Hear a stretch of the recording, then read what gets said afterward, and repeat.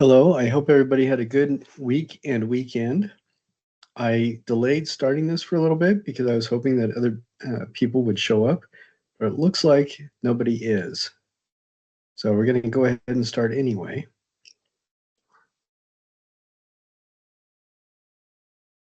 Let's see, I'm just fiddling with some stuff.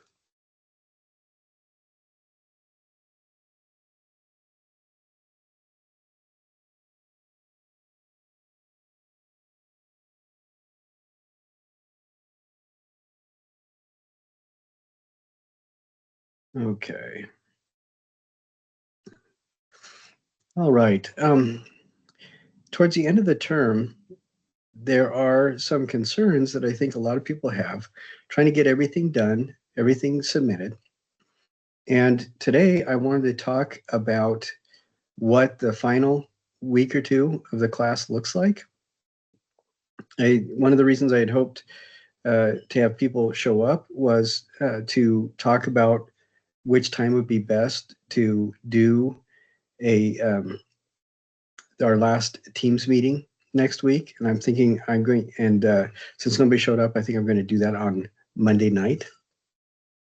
Now, one of the actually there's a couple other things that I wanted to talk about, and then we're going to look at some videos for a bit. If you do have any questions, feel free to email me or text me. That contact information is in the syllabus, and you can always get a hold of me and talk to me.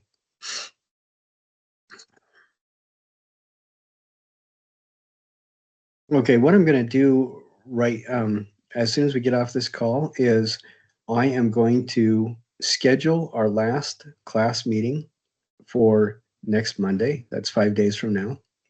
And we're going to look at some of the last things that people turn in.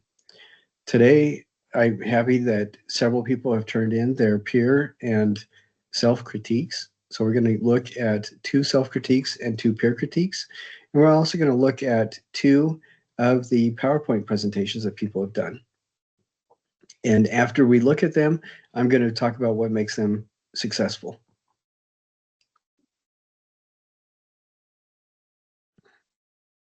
But before we get into that, let's talk a little bit about what we need to do over the last couple of weeks.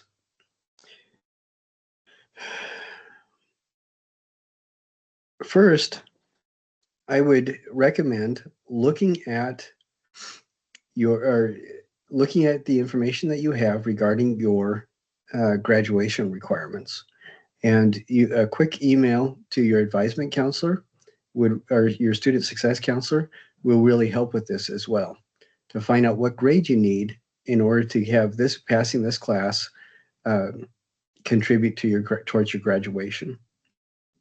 This class is really important for your graduation. If you don't make that minimum grade, whether or not you pass the class doesn't mean anything. For example, if your program requires you to earn a B+ in this class and you get a B-, you're still passing the class, but it doesn't do any good because you're not going to be able to use it towards graduation. Now, depending on what your degree program is, you're going to need either a C+ or a B+ to have this count towards graduation. And it is really important that you do whatever you need to find out this week what grade you need to pass, so you can use that to determine what things you need to do in order to finish up the semester on a good note.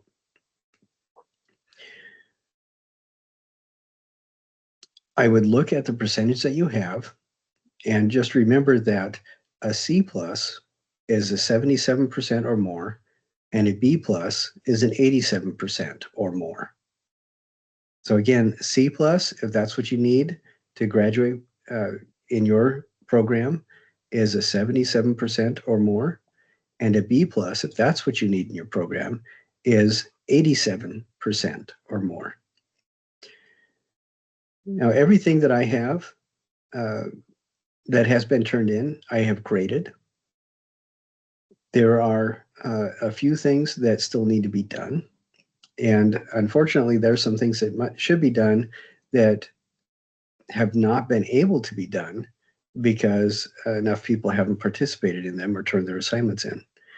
That is the final discussion for the no holds barred biomorphic abstraction. Everybody on that discussion, you show images of your project, and then in order to get the full grade on that, you need to comment according to the parameters in the discussion assignment on the work of 3 other students. So if only 3 people turn stuff in, it makes it very difficult to finish that assignment. So as soon as you can, get your projects turned in. What I would recommend is first go through all of the attendance videos and watch all of them and submit those assignments. Second, make sure that all your work logs are done and turned in. Those 2 things get more overlooked than any other assignments. Then I would make sure that you submit everything that you have accomplished. And double check the grade that you've got. Don't just give up. If you got a lower grade or a 0, don't throw your hands up in despair. Look at what I wrote about why that is a 0 or a lower grade. A lot of the times, the reason you have a 0 is because the wrong assignment was turned in, or you need to adjust what you turned in to match the parameters of the assignment.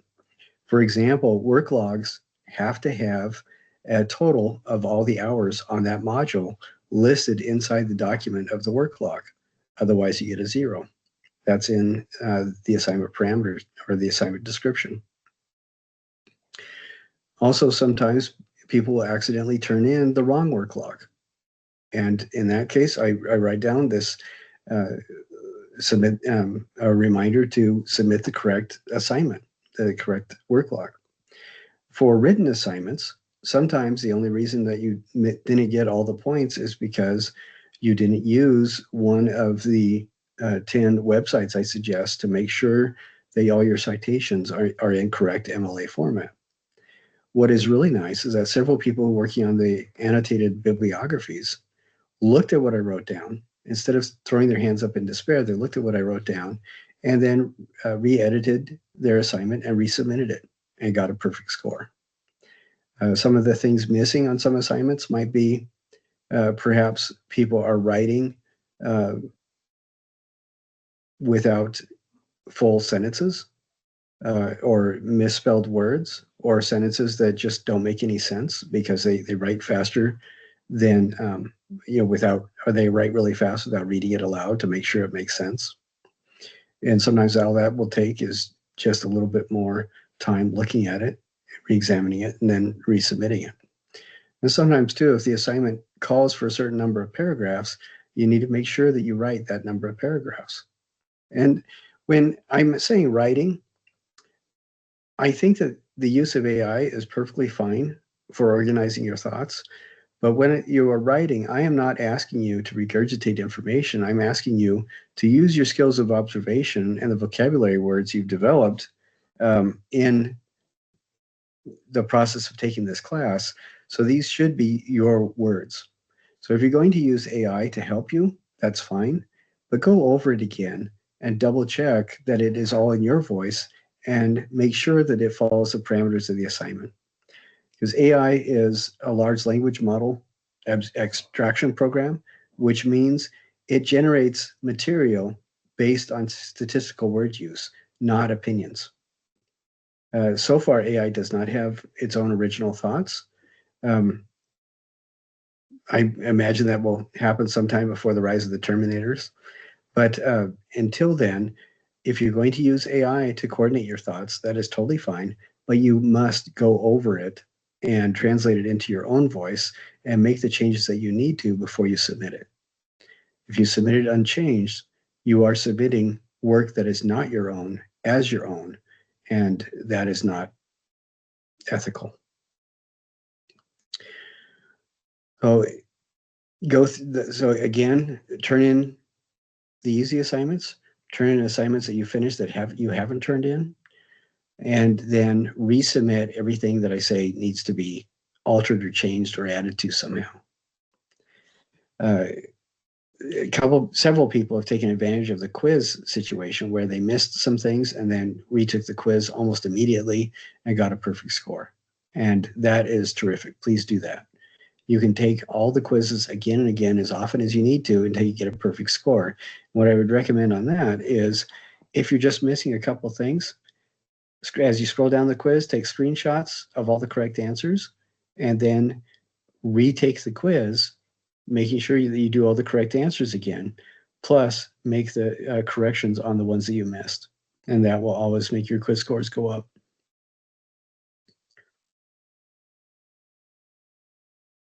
Some things that really should be done before the end of the term are make sure that you get your peer and self-critique videos done and submitted.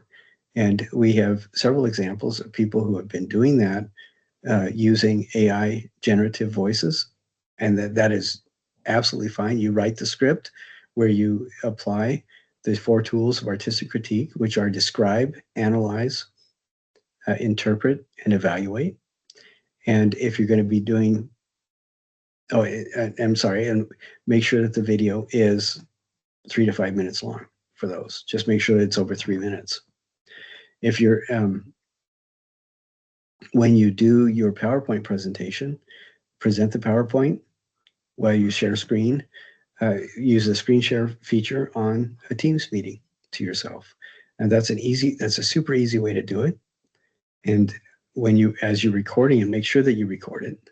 I've screwed that up several times, but make sure that you're recording it because when you're done, your Teams interface will automatically generate video that you can download and then submit. And that's the way that the PowerPoints must be presented. So we experience your thoughts on the subject that you're working on. So in the next 2 weeks, I say 2 weeks, the end of the term is Tuesday. That's the last day of official classes. But everybody can turn in stuff until the last day of finals. And I believe the last day of finals is April 30th.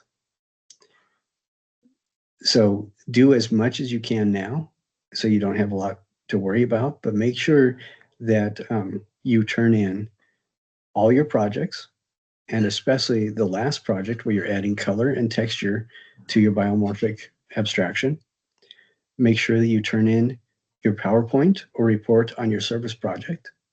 Make sure that you turn in your peer and self-critiques, and just double check and resubmit everything that you need to so that you can get the highest score possible. And once again, I will remind people that the, I forget what it's called. Oh, the student SRI is when you take that, you submit a screenshot of your receipt for taking that, and then you get an additional 2% added onto the percentage that you have. So if, for example, you need B plus to pass this class, which of course is an 87%, and you've done everything that you can, and your score is at 85%, you take that SRI, and at the end of the term, it adds an additional 2% to your score, so you would get the B plus that you need to pass the class, or at least to use the class towards graduation.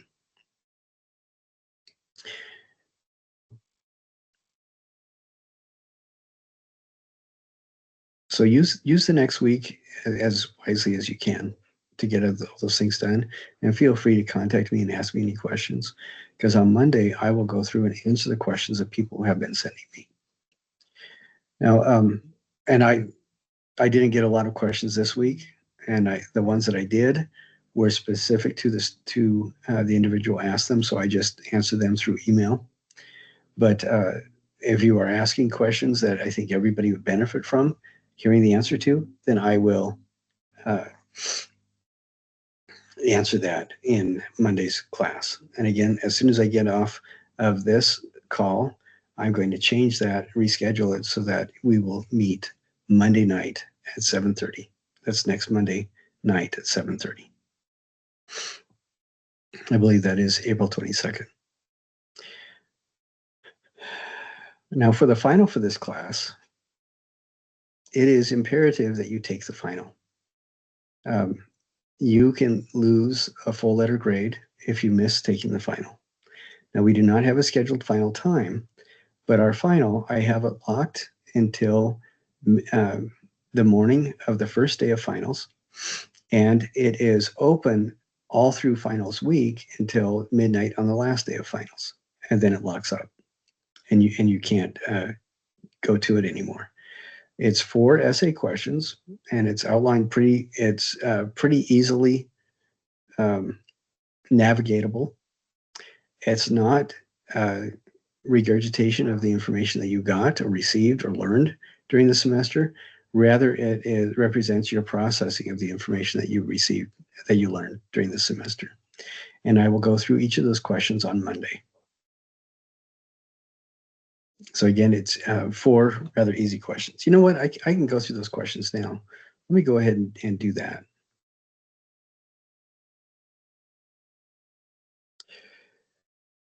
Each of these questions are worth 50 points. Or, no, I'm sorry, the whole thing is worth 50 points. Each of these questions, you need to write at least 50 words so that your entire submission is going to be at least 200 words. The first question is, what was your greatest challenge this semester in this course? The second question for the final is, what was your greatest success in this course? The third question is, which project or process was the greatest surprise to you and why?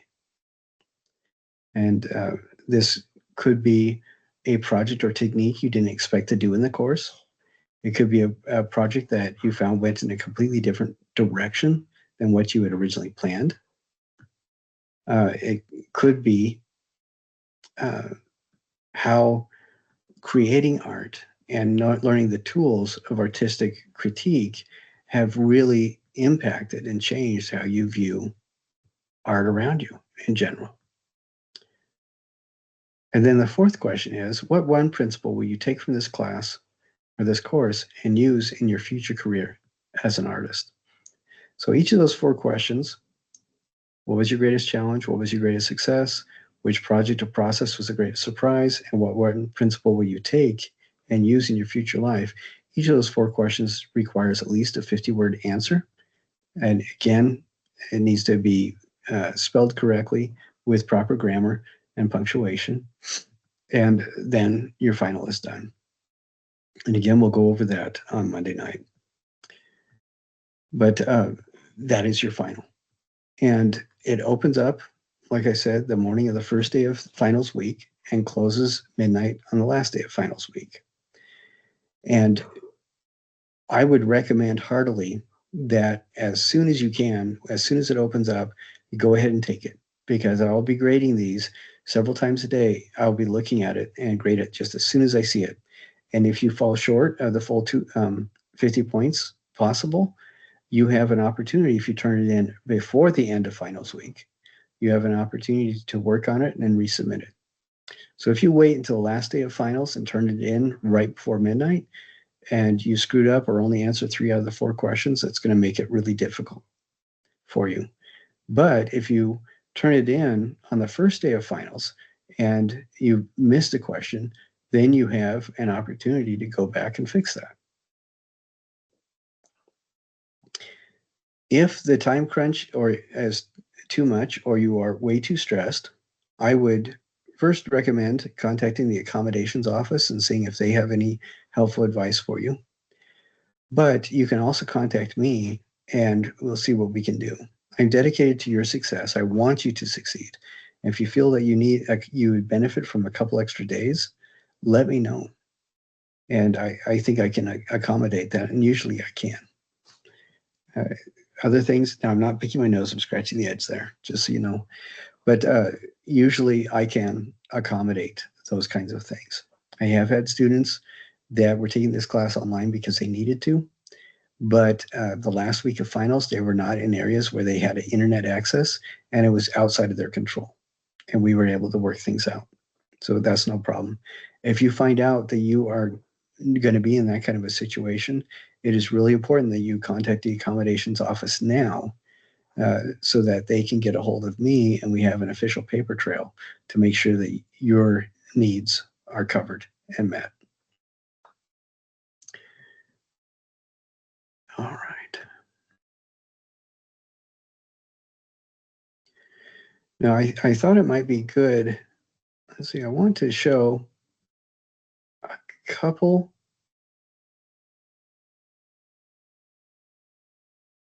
We have a couple of new ready-mades that were turned in, and a couple new, and a few new um, wrapped objects. So I wanted to show those. So let me see if I can. And I thought I had pulled them up, but not so much. They weren't pulled up.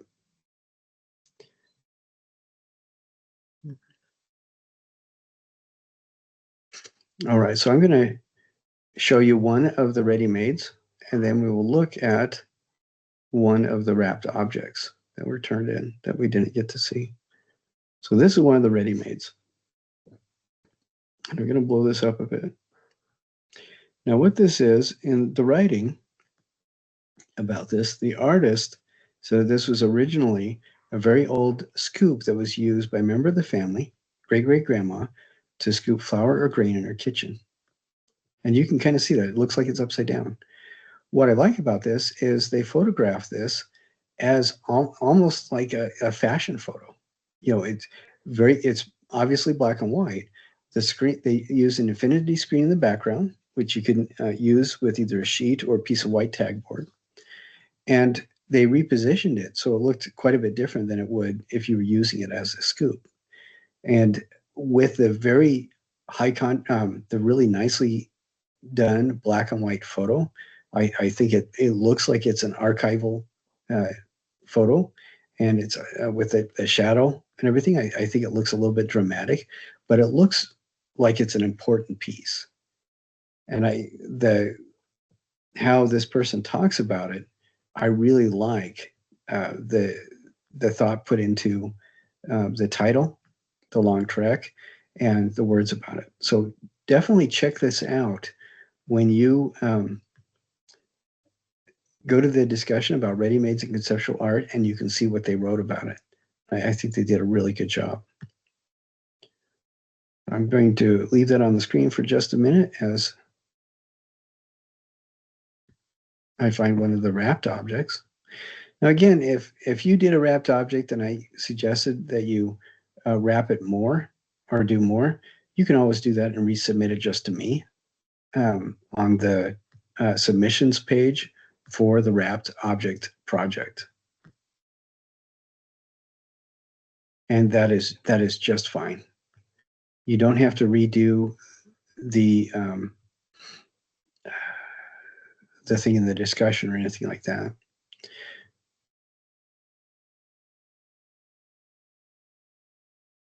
Okay, I'm going through and I'm finding several. Okay, here we go.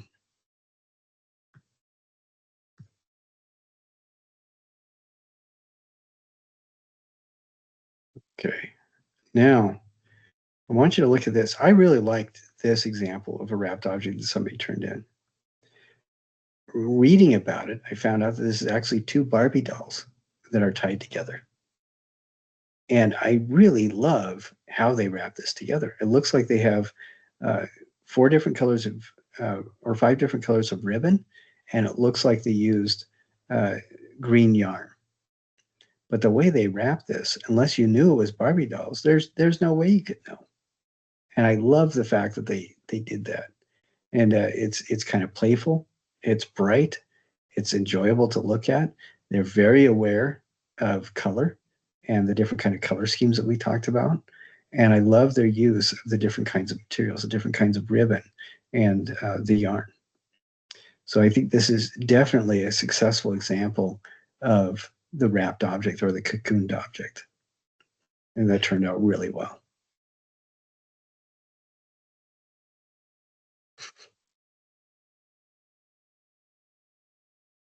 So if you still have the ready-made to be done or the cocooned object to be done, do that. Go through, double check that you have turned in all of your quizzes.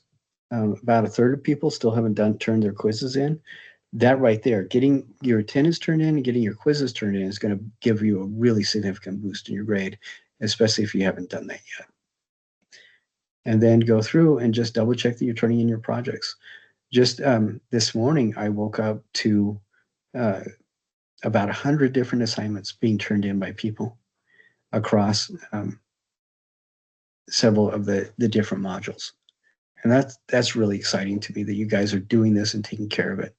We are moving into Easter weekend. Hopefully that represents that a little bit of downtime from other things. And perhaps that means that you can use that to finish up some other stuff. Now, if Monday is going to be too inconvenient for our class, I will schedule it for Monday. But if that's not going to work out, we can do it on Wednesday. All you got to do is email me and let me know. And if I have 3 people that are going to tell me to move it to Wednesday, I will do that, even though we don't have an official, that's past the last day of classes. We will meet on whichever of those 2 days is best for you guys. Now, I want to, we're going to look at 2 peer critiques and 2 self-critiques, and then 2 PowerPoint presentations, and I will critique them. And I haven't pre-selected these, and so we will just look at them and watch them. Okay, so we got 3 self-critiques, and I'm going to go with the 2 shortest. Actually, no, I'm going to do the longest and then the shortest.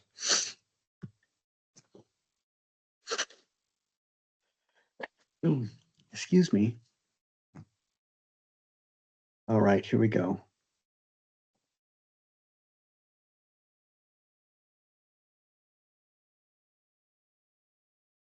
Okay. So this is the piece that I decided to critique. So this artwork is a small wire sculpture constructed entirely from like metal. It's like dark. And the figure that is depicted is a representation of like a human form. But it's more specific, like a woman in a dress. The form is created using coiled and twisted wire that suggests like movement and structure with loops and spirals adding decorative elements. The base is made up of more coiled wire, giving the figure support while also serving as like a visual balance for the intricate top half. The artist has carefully used line and negative space, allowing light and shadow to interact with the sculpture.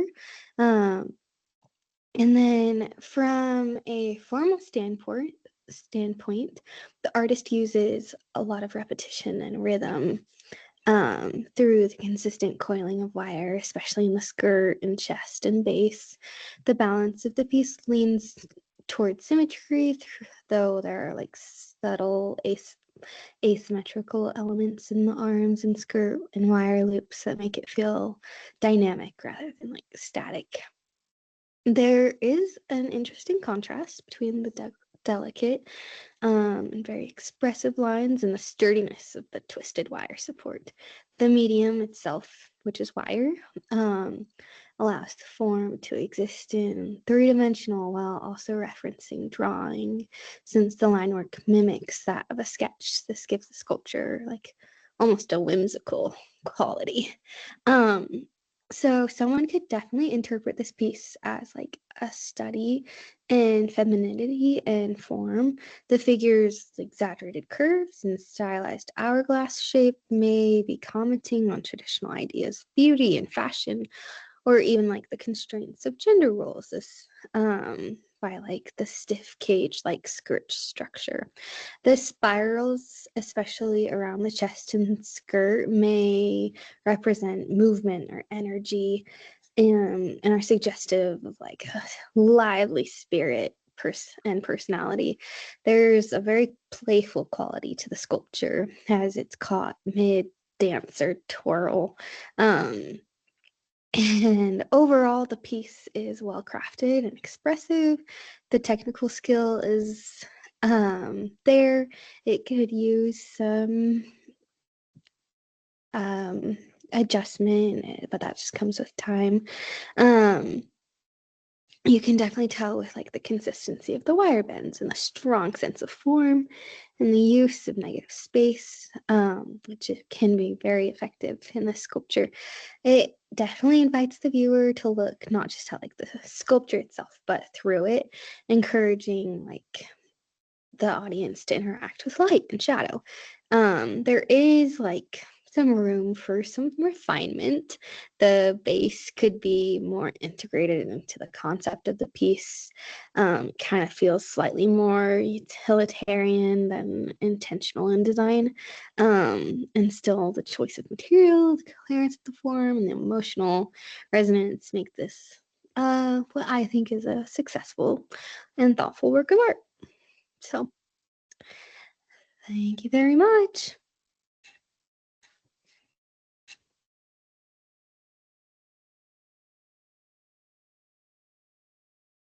Okay, was Maggie's self-critique.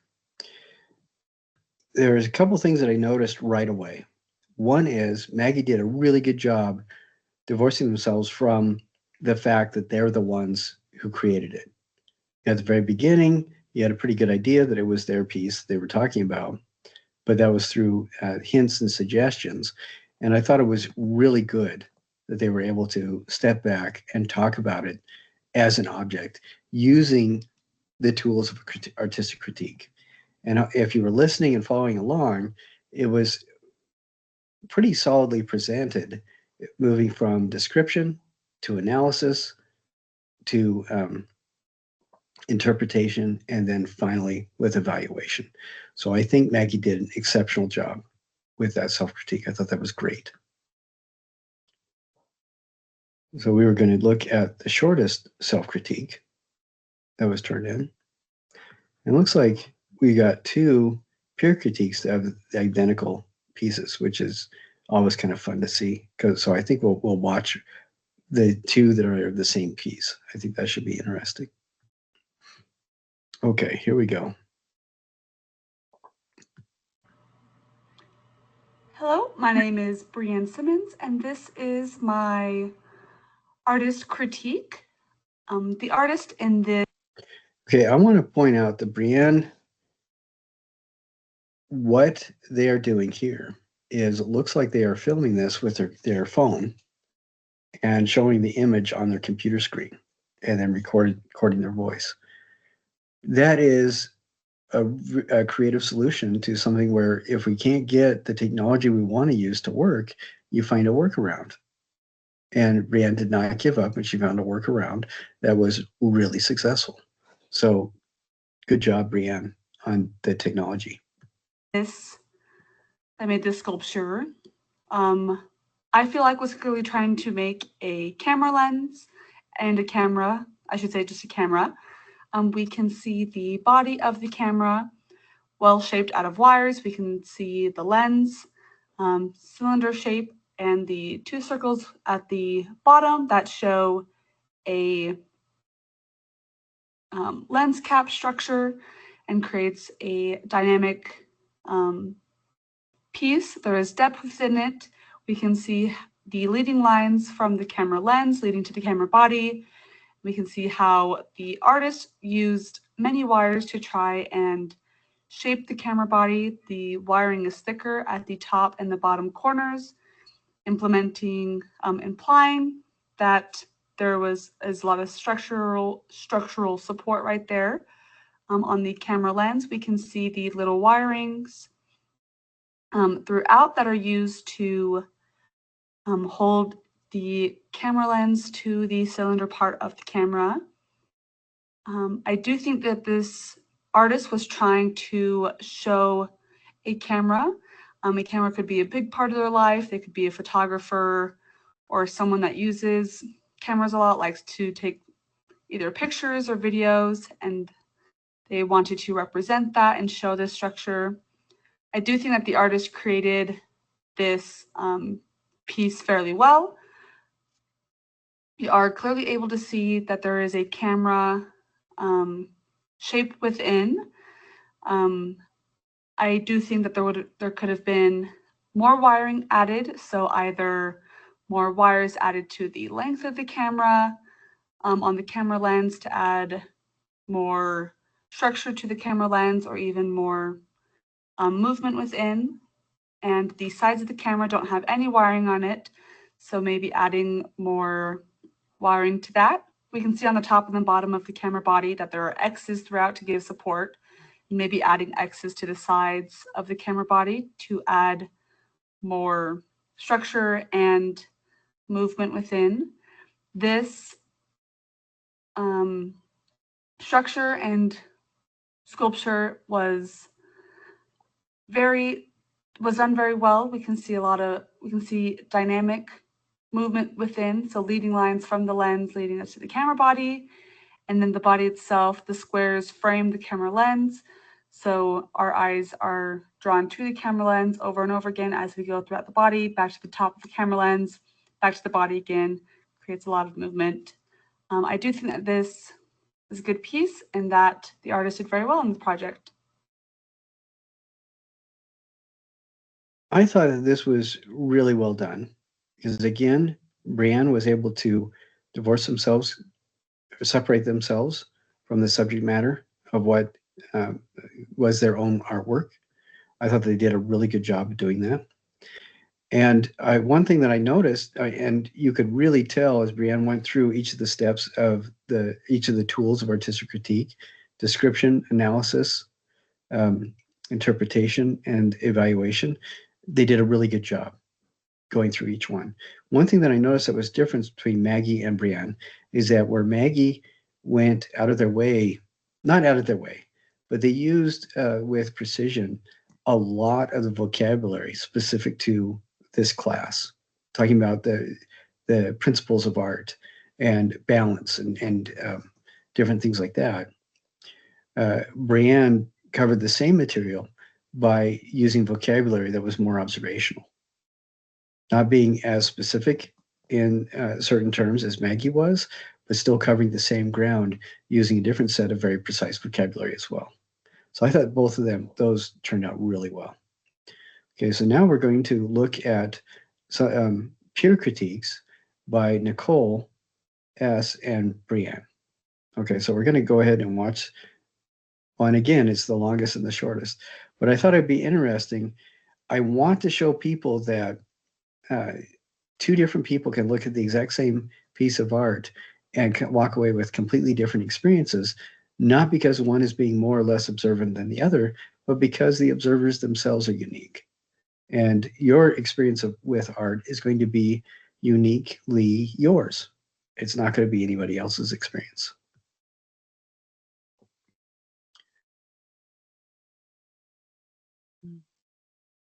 All right, so we're going to go ahead and watch this.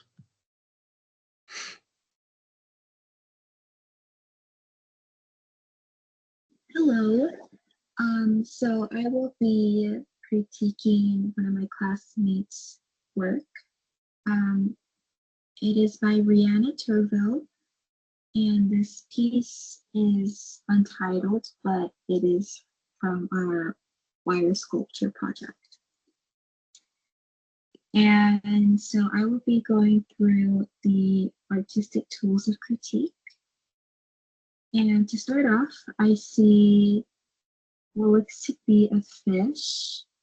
And what comes to mind is it actually looks a lot like a koi fish because the wire seems to have circles within the body, which are similar to that of koi fish. And I could see the tail and how it's not just one single tail, it seems to have two other parts to it. And it seems to have a skeletal structure of a fish as well. And so I think this leans towards it's kind of a mixture of realistic and abstract. I think it's an almost abstracted version of a koi fish. There's no colors, just one color is just black being used. And there's a lot of grooves and diagonal lines the texture seems to be consistent throughout, and there are multiple shapes within, both organic and geometric, and the overall mood seems to be of a fish in movement. It's very aquatic. And so I feel like with all these, elements, I I think the material of it being a wire sculpture and wire being the only material being moved around to shape this object, it definitely affects the interpretation of the piece.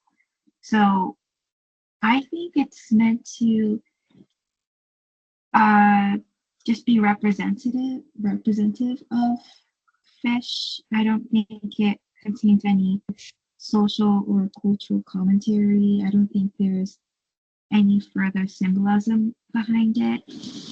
And I feel that maybe the artist comes from maybe they have a background of like a lot of knowledge with fish or aquatic animals, or maybe this is their favorite type of fish. But there's no other like suggestive commentary to this. And so my thoughts or feelings on this work has slightly changed from the first impression. At first, all I saw was a fish, but now that I've thought of the interpretation, I thinking, oh, this probably means more to the artist, and this probably has a lot of personal meaning. And so I feel that that's changed from the first time I've seen it, though I don't think it's affected my worldview on anything. More so, it just makes me feel like this could be someone's favorite fish. Or, yeah. Well, that's all. Thank you. I thought Nicole did a really good job on that as well, starting from the beginning. Again, you could tell they were going right through each of the 4 tools of artistic critique.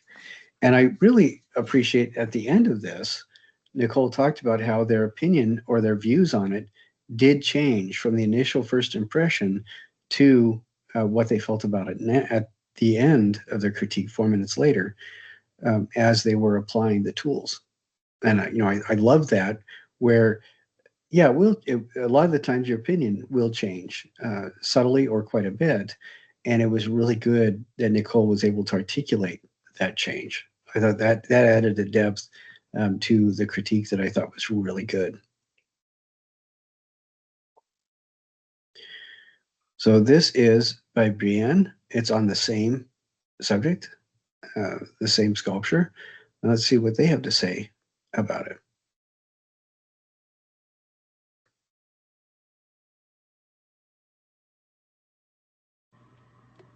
Hello, my name is Brienne Simmons, and this is my evaluation and critique of Rihanna's koi fish sculpture.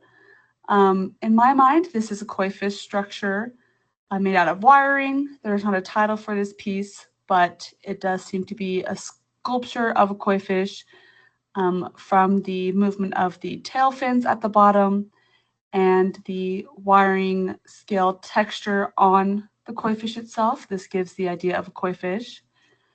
We can clearly see that there are 2 spiral eyes up top, along with nostrils of the fish that are common in koi fish, and the koi mouth. I do like how there is multiple pieces of wiring at the top of the mouth that shows that the fish's mouth could be open. Maybe if we looked at another angle of the fish, we'd be able to see that. But it does give the illusion of a mouth. The small fins on the sides also give very nice depth and movement within.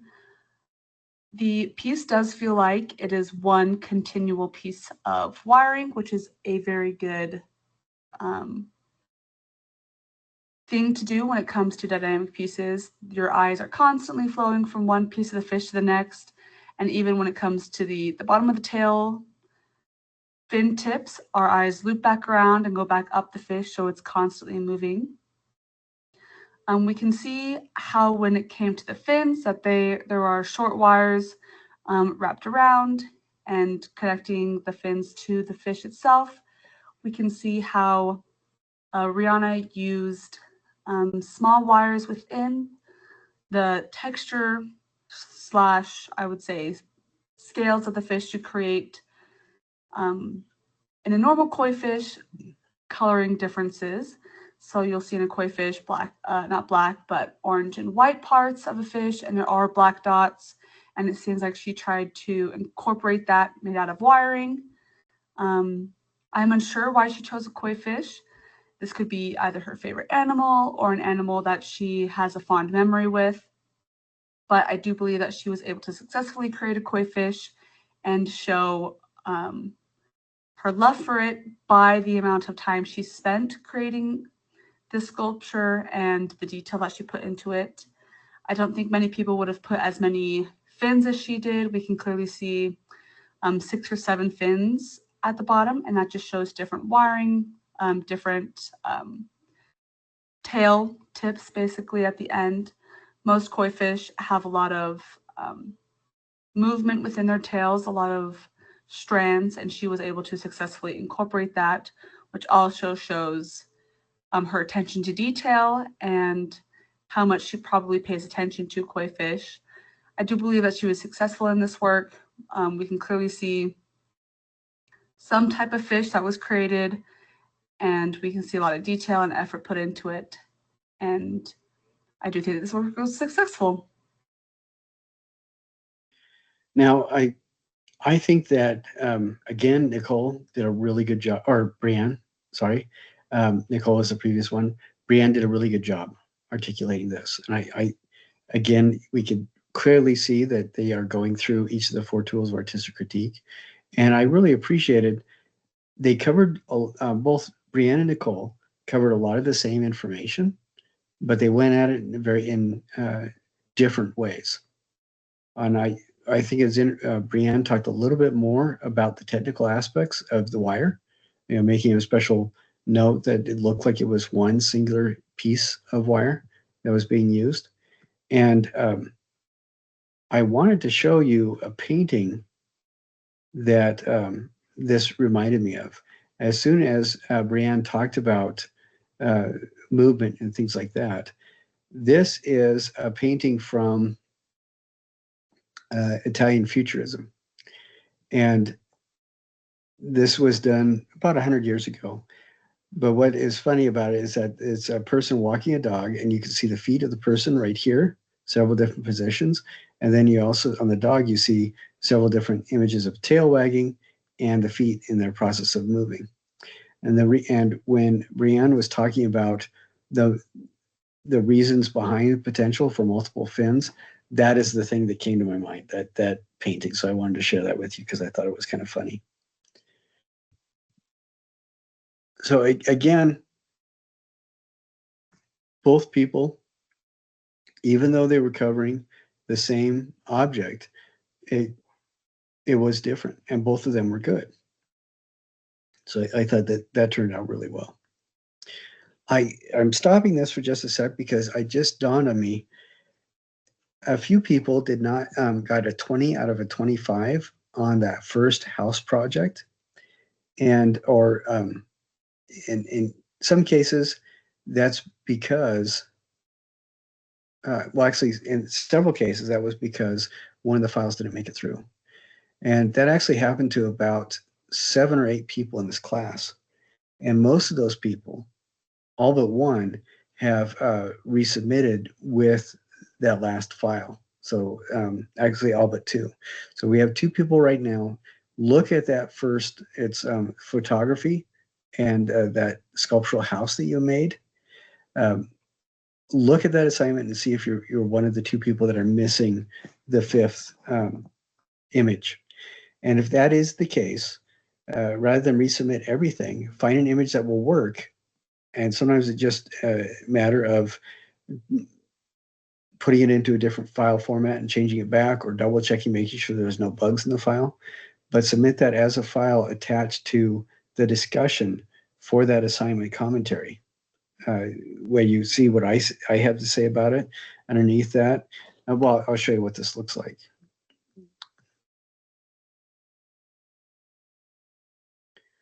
I will get to this.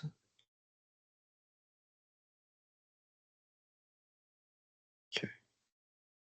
And as soon as I finish talking about this, we're going to go back and watch 2 of the PowerPoint presentations.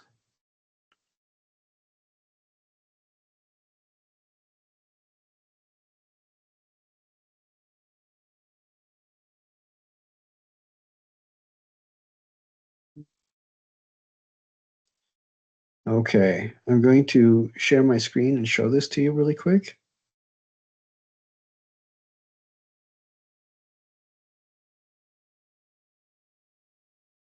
So this is what the submission of the assignment looks like. On my screen, it says comments for this attempt, and all the grading stuff is up above here.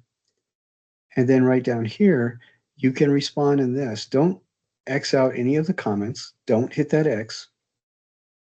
But what you can do is write about it and say, hey, I am submitting that missing image right here. And you can hit this paperclip icon and then attach the missing photo to that.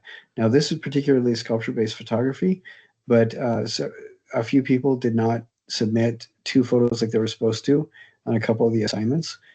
You can either resubmit the entire thing with all the photos and everything together, or instead of doing that, you can do this where you use that paperclip and submit it in the particular assignment description that's missing. If you have any questions, give me a give me contact, email me, and talk to me about it. And again, I want to reiterate to everybody that if you make any changes or resubmit something or anything like that, email me if I don't grade it within the next day. And then, especially if you're adding to discussions, like what I just showed you, email me right away and say, hey, I've just added another file to that discussion for this particular assignment. And then tell me which assignment it was. If it was discussion where I turned in my houses images, or if it was I made my 3 comments on the discussion about the colored and colorized and textured biomorphic sculpture. You know, whatever it is, tell me what the assignment is. And if I need more information, I will email you. So be mindful of your email. And as soon as I grade it, I will also email you and tell you, okay, I got it. So make sure that we take care of that. Again, I don't make more money by making you feel miserable. My job is to help you to be as successful as you possibly can. So we'll do whatever we need to so that will happen. Now we're going to go ahead and watch 2 of the PowerPoint videos, and then that will be pretty much the end of today's meeting. And these are really good examples if you're doing PowerPoint. And if you are doing the service learning, your assignments are going to be different. You're pretty much generally going to be just giving a report, writing a report about what your service learning project was. And so it is going to be different. And as soon as we get some of those in, I will share that. Hopefully I'll share that with you next week. And if you're doing the service learning and you're having a hard time, talk to me this week and we'll get you taken care of. Okay, we have 4 different artists to talk about. One is David Oliveira, and this is a lot of wire work. We just looked at some wire work, so I don't think we'll do that one. This is Dohosa. This is one of my favorite artists. I think that this is a pretty good one to look at, so we may look at that one. Barbara Hepworth, which is very interesting, and then Frank Gehry. And this one, the person was, well, all 4 of these are really well done. So let's do the longest one Actually, yeah, let's do David Oliveira and let's do Frank Gehry. I think that'll work out.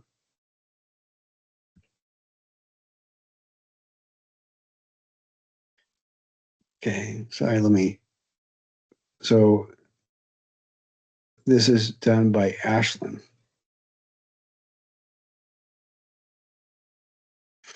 Okay, here we go. This is my artist presentation on Frank Gehry, who is actually considered to be an architect, not an artist, but all of his buildings are a work of art in my opinion. First a little bit about Frank Gehry. He was born in Canada on I want to point out, I believe that this is another example of somebody using AI voiceover, which again solves a lot of problems and works just fine. So good job, Ashlyn, for doing that. February 28, 1929. When he was 17 years old, he moved from Canada to Los Angeles, California, where he is still currently based.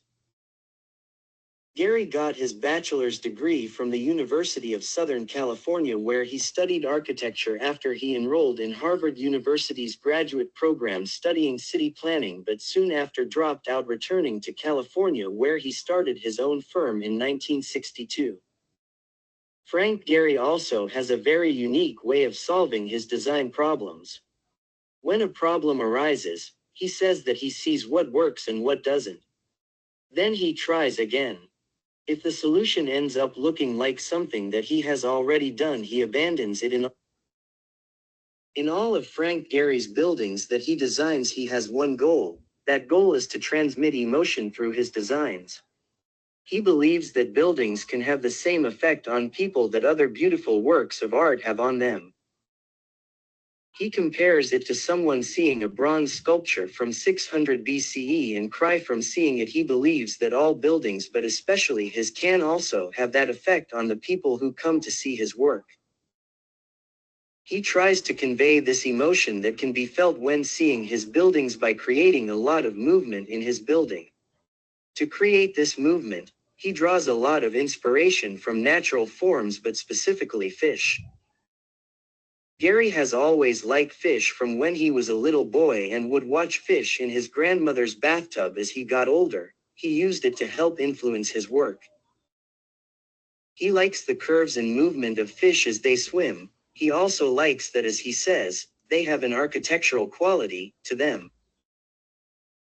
Frank Gehry is considered to be part of the deconstructivism movement. He has said that he doesn't like modern architecture because it has a feeling of being cold, and a lot of postmodernism is reductive in his opinion. He didn't like that all of these buildings just looked like a box. He wanted to create something that was more interesting. So, he created buildings that were asymmetrical and created unpredictable shapes. He also uses materials that many would have never considered to use because they were seen as being ugly in some of his works. When he renovated his house early in his career, he used chain link fence in the remodel. He wrapped it around exterior walls and in some places floating off the house. Using this created a juxtaposition between being able to see the original cozy traditional house and the new industrial skin of the fence. The Guggenheim Museum in Bilbao, Spain was one of Frank Gehry's first big projects and helped to not only put him on the map but also Bilbao, Spain. Once the Guggenheim Museum was completed, it helped to significantly increase the amount of tourism in Bilbao. A lot of Gehry's work had a positive effect on the economy of the places that they were built because it brought people to see his work. The Guggenheim Museum was built out of titanium, glass and limestone. It has many curves that are reminiscent of his love of fish. The curves help to create an open interior that does not have the typical boring box-shaped interior that Gehry hated so much. When Gehry was creating the Guggenheim Museum in Bilbao, he was having trouble making sure everything was lined up, so he ended up having to use technology that wasn't meant for architecture to make sure everything lined up perfectly. He later created his own software that is used by many of his peers today. This is probably one of my favorites of his works. I love the movement that he was able to create in the exterior of his work. It feels very organic and natural. Frank Gehry completed the Disney Concert Hall in 2003 for the Los Angeles Philharmonic. Gehry used over 12,000 stainless steel sheets to cover the exterior of the building along with using glass and concrete in its creation. The stainless steel sheets that are used help to give a fluid movement to the building that was meant to help show the flow of music. It also helps make light an element to the architecture with the way that it reflects off of the pieces of steel. When designing the concert hall, Gehry was very conscious of how the decisions made would affect the acoustics of the building. He wanted to make sure that the acoustics would be the best that they could be. From the shape of the walls and ceiling to the materials used on the interior of the building were all made to ensure the best acoustics for the orchestra. I have really enjoyed learning about Frank Gehry and his buildings. I like that the way that he has been able to create movement and emotion in his works through the use of a lot of organic and natural feeling lines and shapes. That has a very clear inspiration of natural elements. I also like that he has been able to use materials in some of his works that are seen as ugly, making them into something that is beautiful. Thank you for listening to this presentation about Frank Gehry.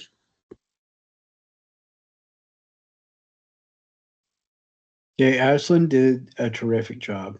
I love that. It's not too long, and it covers an awful lot of information. I mean, I didn't realize that Gehry was born in Canada and then moved to California, and that he's a Harvard dropout. And they had some really good observations, like talking about fish being used as an inspiration for the movement and things like that. And then also some personal observations and opinions. I thought that was really well done.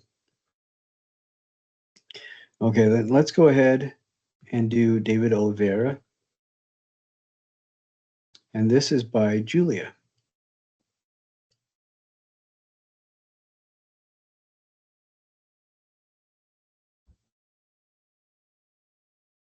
Welcome.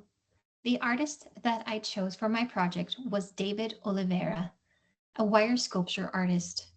David Oliveira is a Portuguese artist born in Lisbon who has exhibited in many countries around the world. He is known for his delicate animal sculptures made from wire. His sculptures have the unique quality that when viewed from the proper angle, they appear as scribbled ink sketches.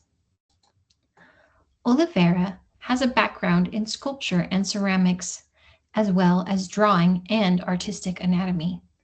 He has used his specific background and skills to create his unique approach to sculpture making. By combining the world of sculpture and drawing, he has created a new way to view the organic world, one in which life is represented in a fragile and even ephemeral way. Oliveira considers his sculptures to be 3D drawings. He was searching for a way to draw in the air, and wire offered him the resistance and the aesthetics he was searching for. He always starts with a drawing and then turns to the wire to figure out how to accomplish the idea he is looking for. The wire is a line with different diameters, materials, and colors.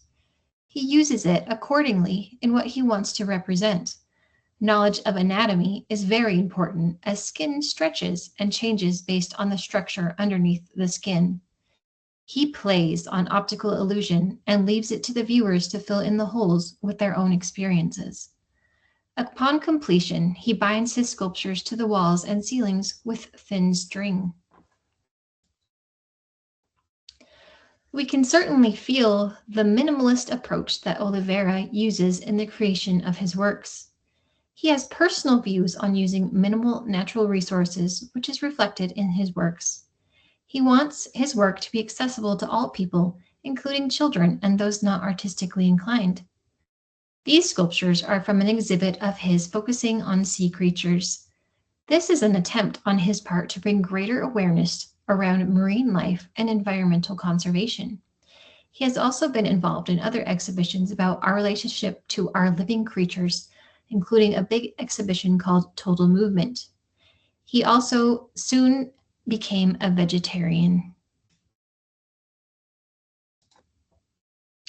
Although Oliveira is most known for his animal sculptures, he has also been involved in other projects aimed to bring awareness to various issues of import. In 2018, he did a huge exhibition in Lisbon concerning a reservoir of water with the Water Museum called Life by a Thread. In the piece shown here, titled Arabian Women, we see Oliveira's response after a visit to Turkey for the first time. It was an eye-opening experience of a way of life he had never witnessed before. Talking with the women there, he learned that they felt safer behind the fabric of their yashmak, the face coverings or veils that they use. He described the fabric as being embedded in their DNA. He used his wire sculptures to represent this shield that the women use as a second skin. In 2019, he did an important exhibition in the UK, a campaign in which he aimed to raise awareness around youth homelessness in the UK. It was called Now You See Me. This was an issue that Oliveira felt was a hidden issue, and he used this as a theme of his work. He created invisible sculptures of homeless youth to symbolize the invisibility of their plight. The many open spaces within the figure adds to the feeling of invisibility. Many of the sculptures do not even have faces, further adding to this idea. This is a unique example of a way in which David Oliveira has used his talents to promote an idea. I admire his skills and how he uses them to bring important issues to light. I also enjoy how he tries to connect us to the natural world and to our own humanity. Creating sculpture, as he does, requires us to find the image in the wire. We have to focus on it and take it in. It draws us to seek the meaning of it as other sculptures may not. I find this to be a very engaging form of art. Thank you for your time. Here are my works cited.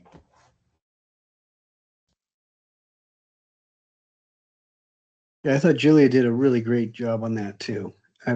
What I'm loving about these is that the people that have been doing I mean, all the ones that have been turned in, it's obvious that you guys know your stuff. And I really appreciate that. I like how everybody has been organizing. So I'm going to stop sharing.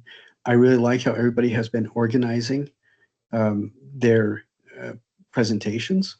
It flows really well, the way that you've done it consistently.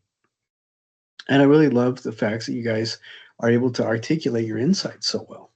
It's exciting to me. I've worked with classes where the entire presentation seemed to be constructed of different ways of saying And what I love about these that I've seen from you folks in this class this semester is that you're very aware of what your ideas are. You're very aware of how well you articulate your ideas. You're self-aware in your presentation, but your presentation itself is also very clean and very well done. I love seeing that. You guys are doing an exceptional job. Each of the ones that I've seen, you guys have been doing an exceptional job on these. So over the next week or two, through the end of finals, make sure that you get these things done, the last assignments done. I would everybody email before the end of this week, email your guidance counselors to double check what grade you need in this class, and then contact me if you're concerned about the percentage that you have. Contact me so we can take care of it. Again, for a C+, it needs to be 77% or above, and for a B+, it needs to be 87% or above. And you do your SRI, follow the directions there, which is you submit a screenshot of your receipt after taking the SRI SRI survey. And you can get to that through, I believe it's the top right-hand corner of the initial screen when you clock in, when you access My UVU, that original interface screen. The SRIs you can find by linking at the top, and you will also be getting an email if you haven't already gotten one, specifically for each of your classes, so you can follow the links in those emails and get to the SRIs for your classes where the teachers ask you to take them. The reason I say that is that the SRI, you do that, you submit it, you don't get graded, but you do get an extra 2% added to your overall percentage score. So if you have an 85%, you take your SRI, submit that, and you get 87%. If you're getting a 75%, take the SRI, you get a 77%. So it adds 2%, which is a half letter grade. It's usually a half letter grade, pretty close. So do the very best you can, and let me know if you need any additional help, additional time, and what resources or support you would like me to help you with, so we can get you to the grade that you need. All right. I look forward to, I hope everybody has a wonderful Easter. Happy Easter.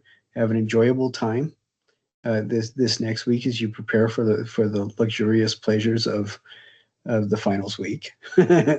No, but I don't want you to stress about this class. Get your stuff done.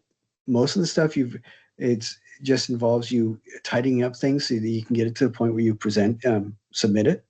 And that's usually all that you need to do. And then let me know as soon as you submit things or resubmit things or add things to discussions. So if you see that I haven't graded it right away, I will be grading every single day through the rest of the term to make sure that you guys know where you stand points wise. All right. Again, contact your student success advisor this week and make sure that you know exactly what grade you need to get. I don't have that information because I don't know exactly what the requirements that you need to follow are. Your student success advisor will. And then just let me know how I can help you to get there. All right. Thank you very much. I hope you guys have a wonderful week and weekend. And I will look forward to talking to you Monday, unless over the next couple of days, everybody tells me, no, Wednesday's going to be better. Then we'll meet on Wednesday. But barring that, we will meet Monday night at 7:30, and I will make that change as soon as I get off of this call. All right. Thank you so much. Be safe, stay healthy, and do your best. So talk to you later.